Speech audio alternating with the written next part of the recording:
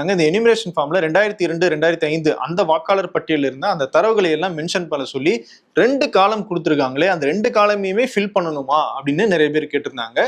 இல்லை, உங்களுடைய பேர் 2002 2005 இருந்துச்சு அப்படின்னா நீங்க லெஃப்ட் சைட்ல இருக்கிற அந்த காலத்தை மட்டும் ஃபில் பண்ணா போதும். இந்த காலகட்டத்தில் உங்களுடைய பெயர், உங்களுடைய ஓட்டர் ஐடி, நீங்க அப்ப எங்க ஓட்டு போட்டீங்க அப்படிங்கிற அந்த பாகம் எண், எந்த தொகுதி அப்படிங்கிற அந்த டீடைல்ஸ் எல்லாம் சொல்லிட்டு உங்களுடைய உறவினர், அதாவது தந்தை, தாய், தாத்தா, பாட்டி, இதுல யாராவது ஒருத்தருடைய பெயரையும் நீங்க அந்த இடத்துல குறிப்பிடணும்.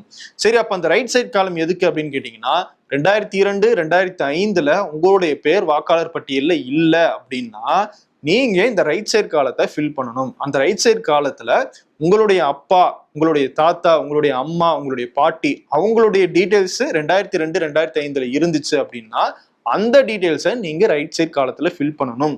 இப்ப அங்கேயும் ஒரு சந்தேகம் வருது. இதை முதலமைச்சர் ஸ்டாலின் கூட கேட்டிருந்தாரு. உறவினர்னு சொல்றாங்க, அப்ப அந்த